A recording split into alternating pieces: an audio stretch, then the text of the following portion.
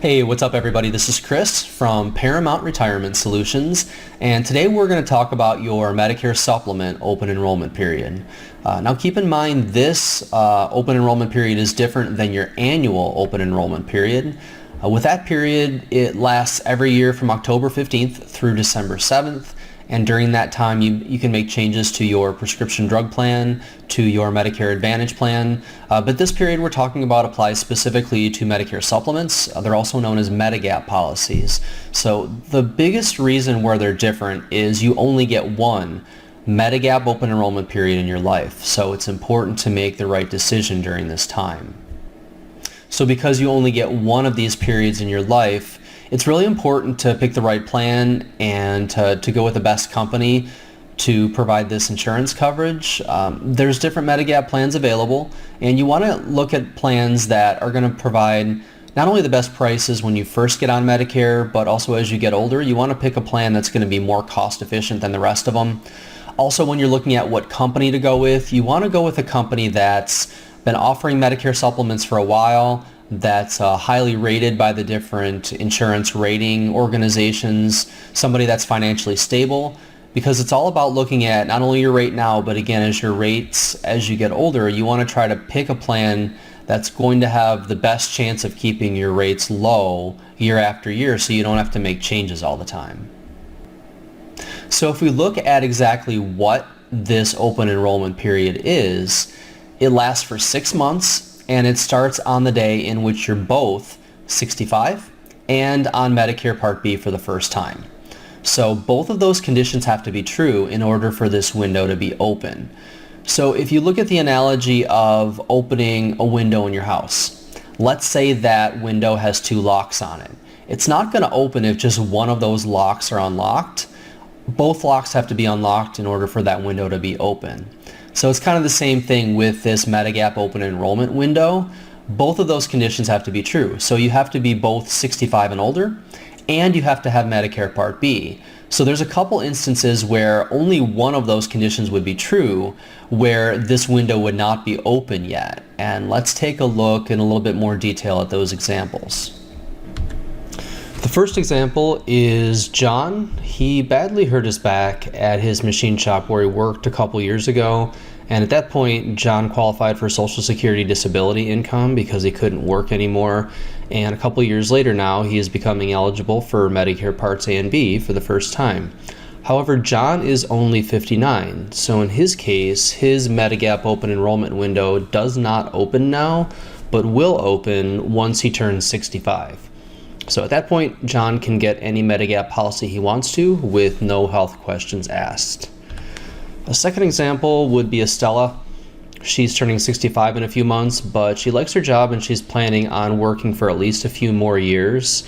Her health insurance at work is pretty good, so she talked to her benefits department about Medicare, and they told her that her coverage at work is considered creditable coverage and they don't require that she signs up for Medicare Part B. This would just prevent her from getting any kind of penalties later on for not signing up for Part B when she's first eligible, because her work insurance is considered creditable coverage.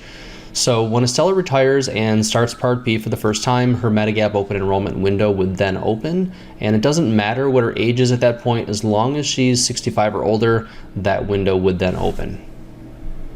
So the reason this window is so important is basically because you can get any Medigap plan you want to during this time. There's 3 conditions.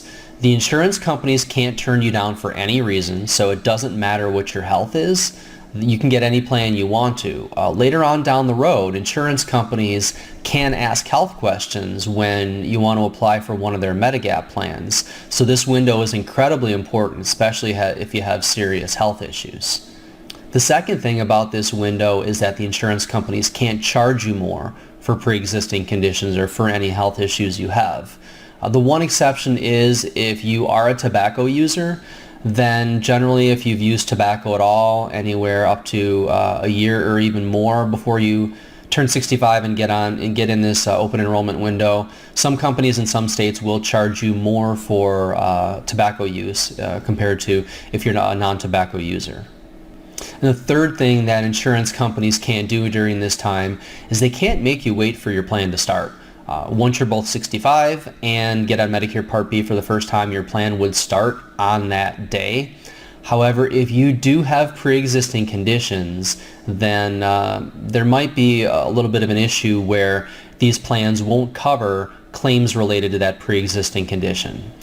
If we look at an example, let's say you have a heart condition and you're 64 and you've been waiting for Medicare to start to get some tests done, possibly a procedure done, or maybe even surgery.